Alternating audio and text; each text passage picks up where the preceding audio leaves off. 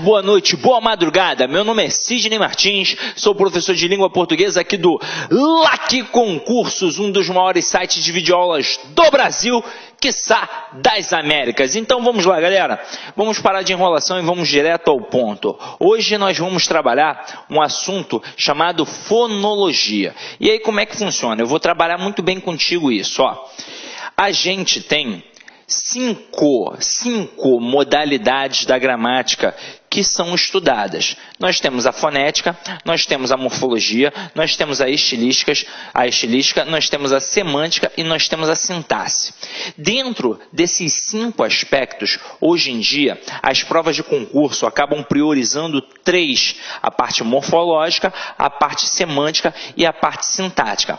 Mas, de vez em quando, ou vez ou outra, eles cobram algum assunto pertinente ao som da língua. Então, eles vão cobrar algo relacionado à fonética. E hoje nós vamos entender a diferença, ou na verdade a similaridade, entre fonética e fonologia. Agora, Sidney, se eles priorizam outros aspectos, por que eu vou estudar isso? Porque vai te servir de base para que você possa dominar aquela questão que cai de vez em quando. Então, quando o camarada coloca uma questão relacionada aos aspectos fonológicos, às vezes a gente não está esperando. Você fica o tempo todo se preparando pelos aqueles assuntos de análise sintática, análise morfossintática, ou então apenas coesão textual.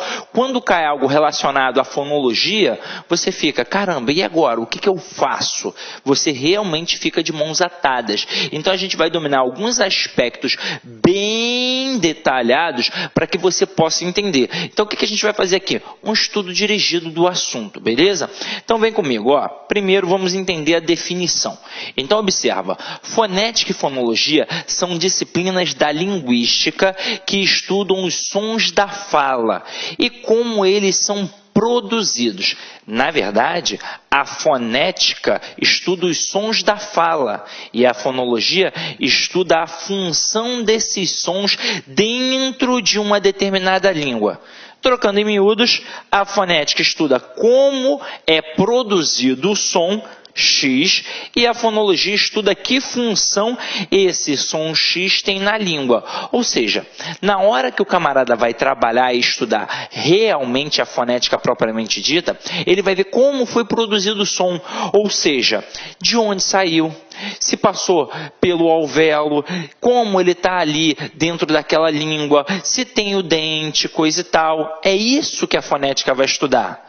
Agora, e a fonologia? Vai analisar a função desse som diante daquele determinado contexto. Beleza? Então, na prova de concurso público, eu preciso realmente distinguir um do outro? Não. Seja fonética, seja fonologia, no final das contas, para você que vai fazer uma prova de concurso público, é a mesma coisa. Haveria uma distinção e uma análise mais aprofundada somente se o camarada fosse fazer algo relacionado ao mundo das letras. Então, se ele vai fazer um mestrado, ou uma especialização, ou um doutorado voltado para o âmbito da fonética, aí sim, ele tem de estudar um pouco mais a fundo. Agora, para você que vai fazer a prova de concurso público, basta pensar em fonética e fonologia como a mesma coisa, beleza? Então vem aqui comigo, ó.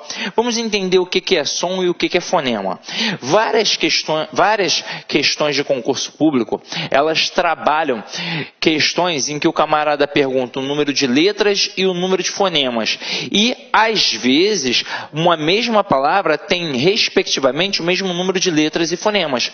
Mas as provas gostam de cobrar quando o camarada coloca fonemas e letras de forma diferenciada. Então aqui, ó, fonemas são os sons da fala que são capazes de estabelecer uma diferenciação de significado entre 2 vocábulos. Em outras palavras, um fonema é um som que é capaz de distinguir uma palavra de outra. Por exemplo, nos vocábulos erro, do verbo errar, eu erro frequentemente, e erro, substantivo, o erro é uma oportunidade de aprendizagem. Os sons do verbo e do substantivo são fonemas que diferenciam dois vocábulos. Vamos entender isso. A gente tem uma diferença, inclusive regional. A gente diz que é um dialeto geográfico. Aqui no Rio de Janeiro, a nossa pronúncia é muito aberta. Então eu falo A, E, I, O, U. Eu falo E. Agora, em vários outros estados, a pronúncia é mais fechada. Então as pessoas falam A, E. Beleza? A, E, I, O, U. Aqui no Rio, o fato da pronúncia ser aberta dificulta até a escrita da criança, porque esse aspecto fonológico é muito importante quando você ainda é criança. Então, uma criança que não trabalhou muito bem, não assimilou muito bem isso daqui, ela vai escrever assim, ó, Clara é bonita. E aí, por mais que ela saiba escrever Clara corretamente, porque de repente é o nome dela, então ela já aprendeu a escrever seu nome. Por mais que ela saiba escrever a palavra bonita, ou seja, esse adjetivo aqui que ela domina, porque já viu diversas vezes, na hora de colocar o verbo aqui flexionado, o que acaba acontecendo? Ela o coloca sem o acento. E por que ela coloca sem o acento, sabendo a gente que essa estrutura ficaria como se fosse um E aditivo, mas aqui no caso ela está botando como verbo. A pronúncia é o é. Clara é bonita, mas ela na hora que pronuncia as vogais ela diz A, E, I, O, U. Então aqui ela coloca sem o acento. É para isso que serve o estudo da fonética e da fonologia, para que o aluno não cometa esse tipo de erro. Saiba diferenciar um vocábulo do outro, o que aconteceu com o termo erro. Então acompanha aqui comigo, ó, só para a gente poder realmente estabelecer a diferença de forma bem coerente. Nós temos aqui erro, e olha, num primeiro momento eu falei erro, que vem do verbo errar. Então eu coloco aqui, eu erro. Então olha só, eu coloquei erro que vem do verbo errar. Então já não é mais erro, já é o que? Erro. Quando o camarada flexiona aqui, conjuga o verbo eu erro. E a gente poderia ir adiante, tu erras, ele erra, nós erramos, vós errais, eles erram. Então aqui, ó, eu erro. Observa que este E tem um som aberto. Então, a pronúncia do som do verbo é aqui, ó. Quando coloca-se assim, ó, essas duas barrinhas aqui em diagonal, é para mostrar que é um fonema. Como aquele som é representado. Então, no verbo ficou erro. Agora, funcionando como um substantivo, eu digo o erro é uma oportunidade de aprendizagem. Então aqui eu tenho erro e aqui eu tenho o quê? Erro. Para que a gente marque muito bem a diferença da pronúncia. Agora, essa diferença através da prosódia, ela serve até para que a gente possa identificar a classe gramatical. E é aí que está a beleza da língua portuguesa. O camarada coloca uma frase na sua prova, eu erro frequentemente, e uma outra frase como o erro é uma aprendizagem. E aí ele pergunta quais são as classes gramaticais, ou então ele vem e afirma que as classes gramaticais são idênticas, ou, na melhor forma possível, de forma mais coerente, ele vai dizer que as classes são diferentes, que uma é um verbo e a outra é um substantivo. E se ele aprofundar ainda a análise dele, vai dizer que o verbo tem a pronúncia aberta, erro, e que o substantivo tem a pronúncia fechada, erro. Tranquilo? Então, ó, a língua portuguesa construindo aí os degrauzinhos para a gente poder entender o todo. Vamos para a próxima etapa aqui, ó.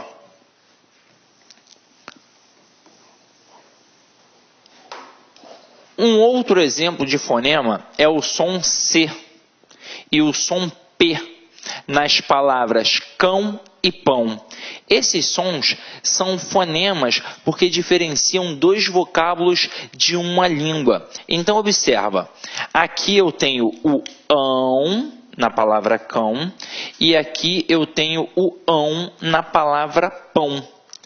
A única coisa que vai diferenciar o cão do pão é a letra que a gente vai colocar ali.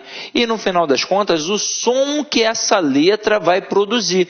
Quando eu coloco o C, que ficou o C de, né, um som de C mesmo, cão, ou um som de K, né, cão, e o P, o som de P, observa que é completamente diferente. Ah, mas por que você está falando isso, Sidney? Não estou entendendo. Às vezes, uma letra, ela pode adquirir diversos sons. Então, a gente tem que observar no contexto ali como é que isso vai funcionar. Inclusive, esse processo da fonologia serve para que você possa entender vários aspectos da ortografia. Afinal de contas, a gente vai começar a aprender como é que se pronuncia corretamente as palavras. Ah, professor, mas eu já sei. Então, você sabe porque você aprendeu na época da escola. E algumas você até hoje não sabe, porque são diversas palavras. E é para isso que a gente sempre tem o dicionário em mãos e recorre a todas as fontes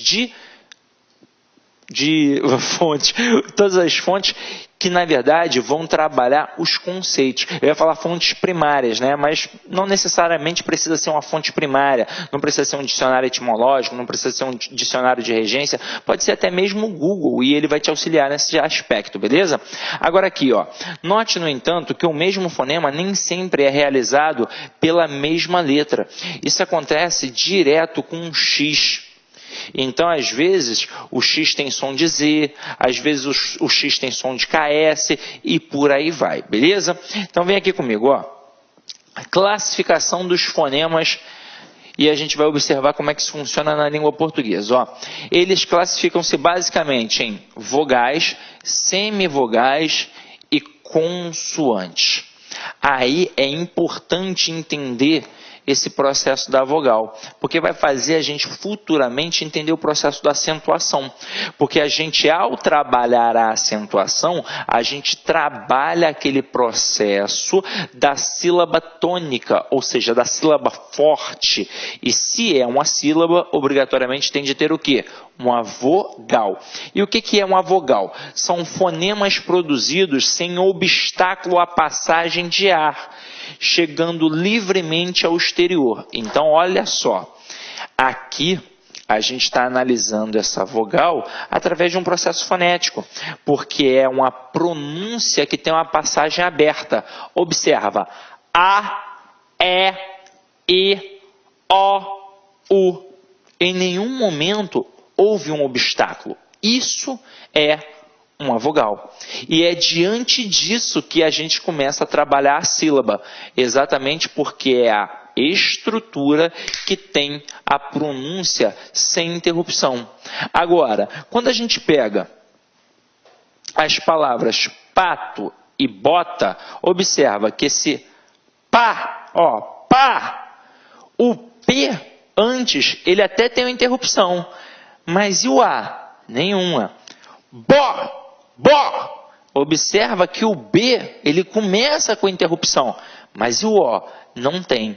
Então, em cada sílaba que eu formo, obrigatoriamente eu tenho de ter o quê? Uma vogal. Para formar uma sílaba, tem de ter uma vogal. Agora, eu também tenho as semivogais. E o que são as semivogais? São os fonemas que se juntam a uma vogal, formando com esta uma só sílaba. Então, acompanha aqui comigo, ó. Couro e baile. Então, observa que numa tacada só, eu vou separar couro aqui e baile aqui. Então, isso a gente chama de quê? De semivogal. Agora, observa que a semivogal, os fonemas I e U átonos e que estejam próximos de uma vogal é que funcionam como semivogais. Então, por exemplo, eu coloco aqui a palavra falência e eu coloco aqui a palavra mágoa. Voltando, observa aqui, ó, em couro e baile, na palavra couro, o O é a vogal. Couro. Então, ó, tá vendo que tem o som de O mesmo, ó? Couro.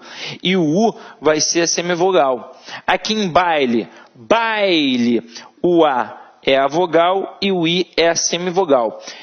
Com certeza você aprendeu isso na época da escola, que entre as 5 vogais, A, E, I, O, U, nós tínhamos as verdadeiras vogais, A, E, O.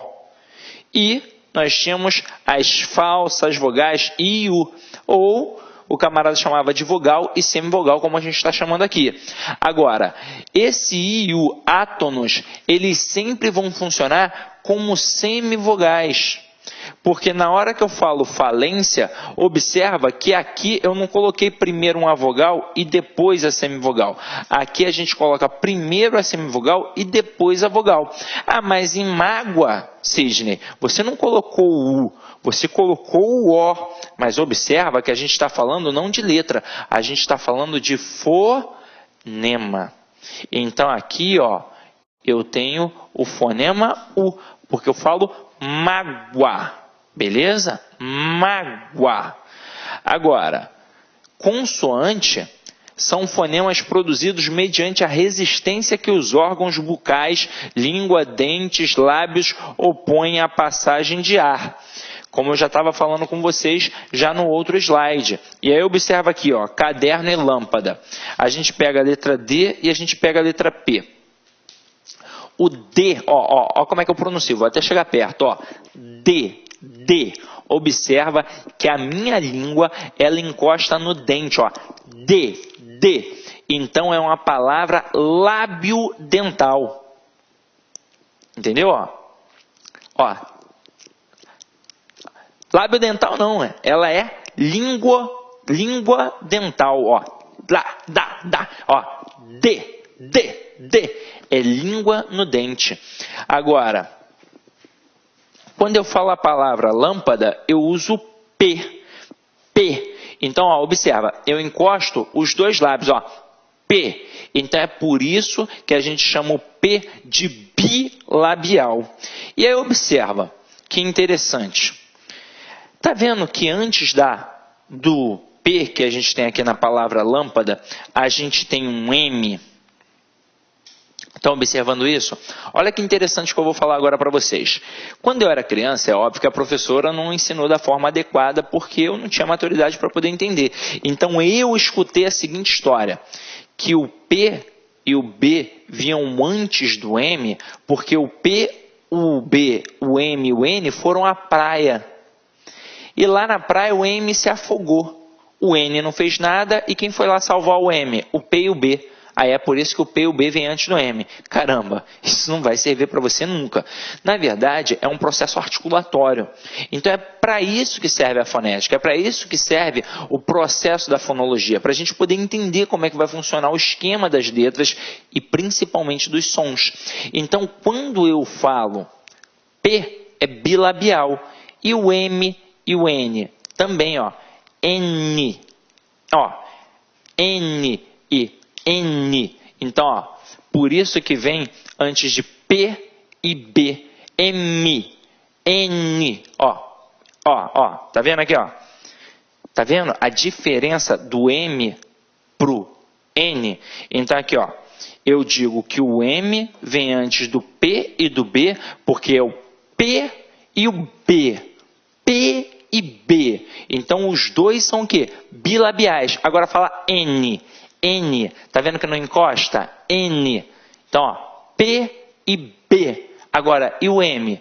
M encosta. Sidney, que aula louca, é assim mesmo que funciona? É assim mesmo que funciona. Então, gente, agora você sabe porque que o M vem antes do P e do B. Pelo processo articulatório, ou seja, os dois, na verdade, as três estruturas aqui, elas são bilabiais. Então é por isso que o M vem sempre antes do P e do B. Show? Então vamos lá, ó.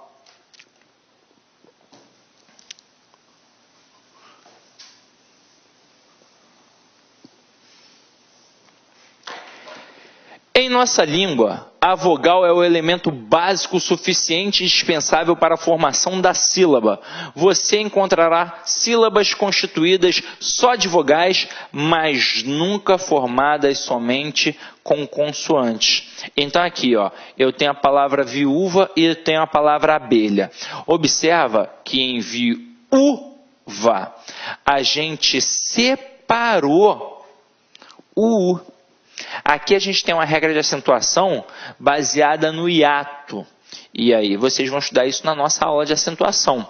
I e U, quando estiverem isolados na sílaba ou acompanhados de S, irão ser acentuados. Agora, eles vão sempre funcionar como a segunda vogal, né? Às vezes o aluno pensa assim, ué, I e U, então, isolado na sílaba, vai funcionar sempre de forma acentuada? Aí uma vez o aluno perguntou assim para mim, então piano é acentuado? Não, piano não é acentuado, até mesmo porque piano não está sozinho. O I do pi não está sozinho. É quando ele está sozinho, ou seja, ele é uma segunda vogal, e ele ou vem então acompanhado do S. Quando eu coloco viúva, saúde, saída e por aí vai, beleza? Agora, observa aqui que eu tenho abelha. Eu jamais poderia deixar o LH sozinhos, assim como eu jamais poderia deixar o B sozinho. Para formar uma sílaba, eu tenho de ter pelo menos a vogal. Tranquilo? Então vamos lá, ó. Encontros vocálicos e consonantais. Há 3 tipos de encontros vocálicos: ditongo, hiato e tritongo. Primeiro ditongo aqui é a junção de uma vogal mais uma semivogal. A gente chama de ditongo decrescente. Então, primeiro vem a vogal, depois a semivogal. Ou vice-versa, em que a gente tem o ditongo crescente. Então, a gente coloca, uma vez que só há uma vogal, o ditongo fica sempre na mesma sílaba. Então, aqui, ó, noite, a gente tem um ditongo decrescente. Quase, ditongo crescente. Então, observa que aqui no ditongo decrescente, eu botei a vogal, depois a semivogal.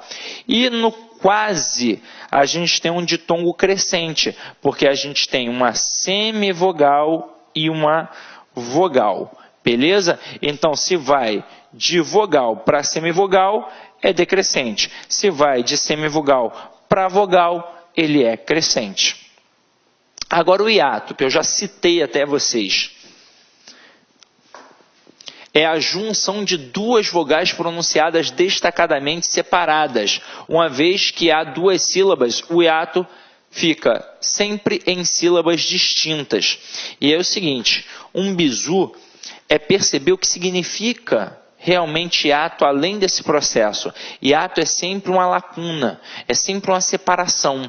Então, na hora que a gente produz a palavra saída e a palavra coelho, eu tenho aqui o I e o E que ficaram aqui, ó, separados. Então, o I é segunda vogal, o E é segunda vogal. Nesse aspecto, separados, a gente forma o quê?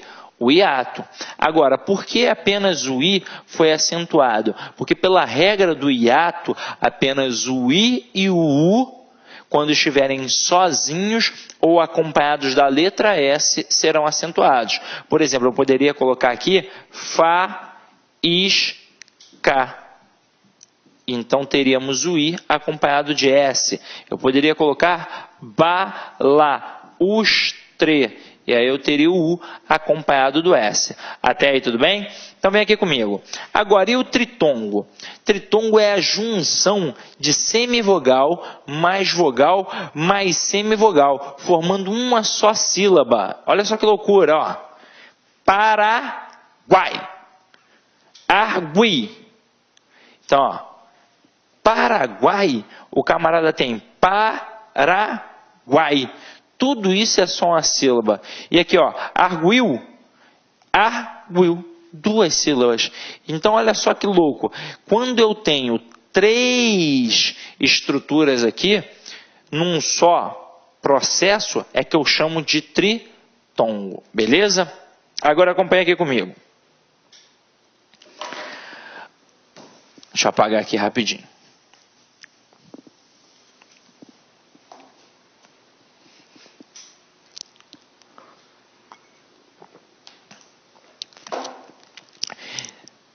alguma coisinha aqui para a gente ter sempre a atenção e você poder anotar no teu caderninho. Detalhe, uma dica que eu vou dar. Tá no teu material, mas seria importante que você anotasse. Por isso que eu destaquei aqui tudinho para você massificar isso daqui, tá? Ó, não se esqueça que só as vogais I e U podem funcionar como semivogais, tá? É o I e o U que vão funcionar como semivogais. A, E, O, sempre vogal.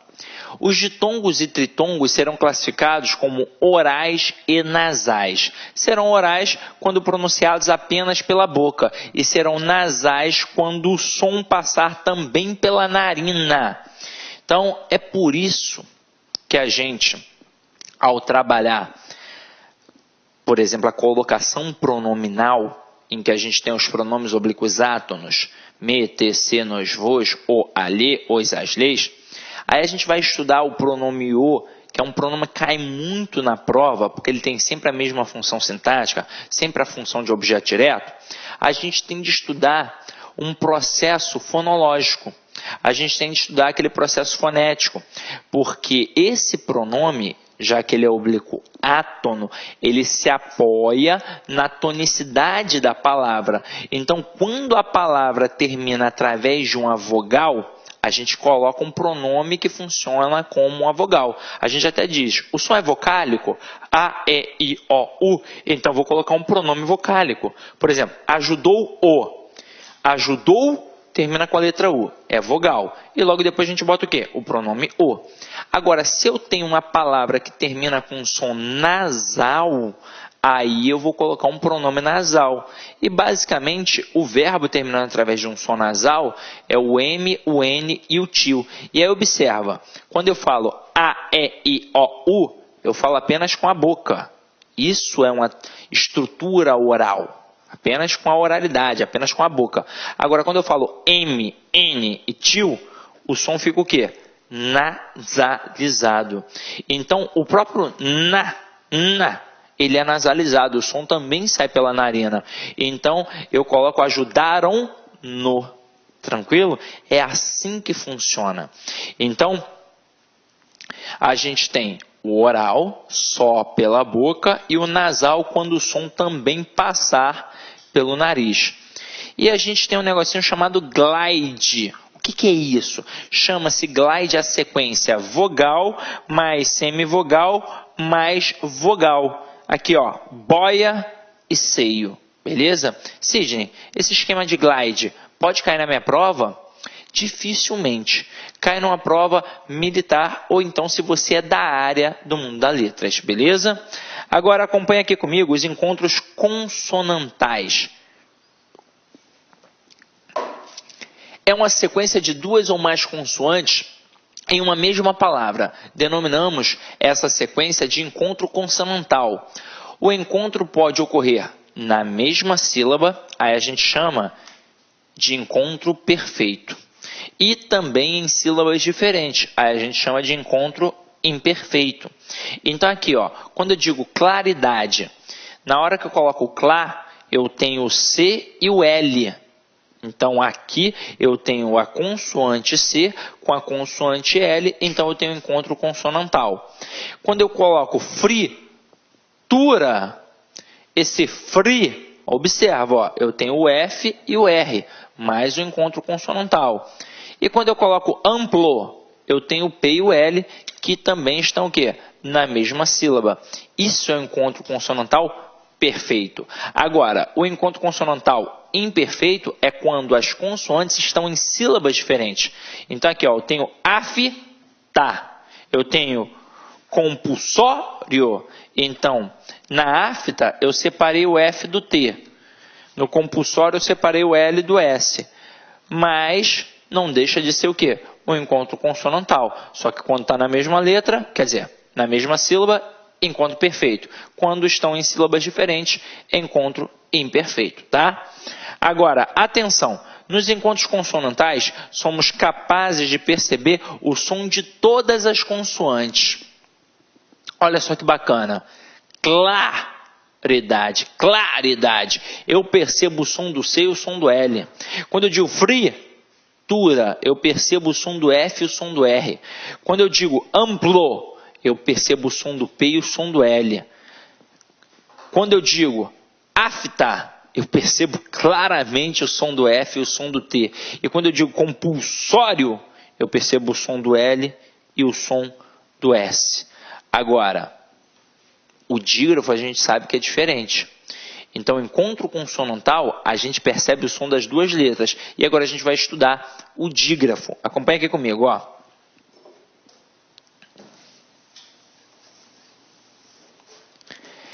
É a união de duas letras representando um só fonema. Observe que no caso dos dígrafos não há correspondência direta entre o número de letras e o número de fonemas.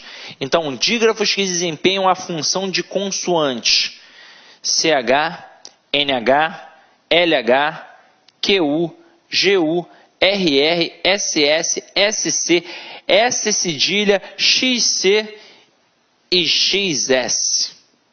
Então, ó, galinha, galinha, galinha. Este N aqui, ó, tem o que a gente chama de som de sh, né? Não é um S, não, é assim, ó, sh. Então, ó, galinha. Eu não falo galinha, não tem como, porque se é um NH, e aí observa que o N, ele tem um som nasal, e o H, por origem, ele é uma letra etimológica que não produz o som, né? Mas aqui no caso, ó, os dois juntos, eles têm o mesmo som, assim como o CH, chave. CH tem som de quê? De X. Então, tranquilo? Estão pegando a coisa? E quando eu coloco queijo, queijo, queijo, observa que esse QU tem um som de K. Então, gente, numa prova de concurso público, e aí vamos pegar de forma bem interessante, o avaliador poderia perguntar aqui, nas palavras galinha e queijo, o número de letras e fonemas respectivamente. Letra é muito fácil, é só eu contar, ó. Galinha tem uma letra, 2 letras, 3 letras, 4 letras, 5 letras, 7 letras, 8 letras. Então eu tenho 8 letras, mas eu não tenho 5 fonemas, porque o NH tem um som. Então, essas duas letras têm apenas um som. Então, eu tenho 8 letras na palavra galinha, mas eu tenho 7 o quê? Fonemas. E na palavra queijo, eu tenho 1, 2, 3, 4, 5, 6. 6 letras, mas eu tenho o quê? 5 fonemas. Então, é isso. É o pulo do gato, tá? Agora, dígrafos que desempenham a função de vogais. Eu tenho AM, NA, AM, EM, IM, IN, OM, ON, UM. Então aqui, ó. Na verdade, aqui teve um errinho, tá? Digitação. Não é NA não, é AM e AN. Então corrija aí, eu corrijo daqui e você corrige daí, ó. E até teve duplicação, tá? Ó.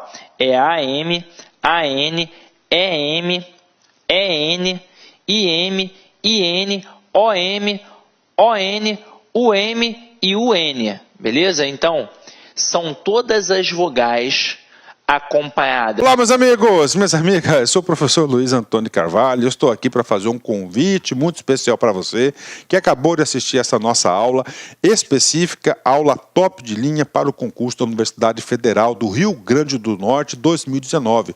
Nós aqui da Lá Concurso montamos um super curso completaço, ponto a ponto do digital. Essa aula que você assistiu é uma pequena parte da aula, ela não é completa, é uma aula demonstrativa. Essa é a intenção de demonstrar o nosso trabalho, a qualidade do nosso produto. Então convido você ao seguinte, né, para clicar aqui embaixo, tem um link, você vai ser direcionado diretamente para o site da LAC e ali você pode fazer sua matrícula num curso completaço. Eu tenho certeza que você não vai se arrepender, ponto a ponto do digital, por apenas 10 parcelas de R$20. 80 dias de acesso, o nosso cargo é assistente administrativo, ali está técnico, um erro é do nosso marketing aí. Então 80 dias de acesso, você vai poder assistir quantas vezes quiser e na hora que desejar. Bacana? Dá tempo, o edital não está difícil, eu conheço esse edital com uma palma da minha mão, já estudei esse edital, já tenho até um vídeo gravado com análise desse edital, então convido vocês aí a pagarem, fazendo investimento, vai ser o melhor investimento da sua vida, 10 parcelas de R$20 aqui na Lá Concursos, que você não vai se arrepender. Bacana, meus amigos? Um forte abraço e espero vocês. Tchau, tchau.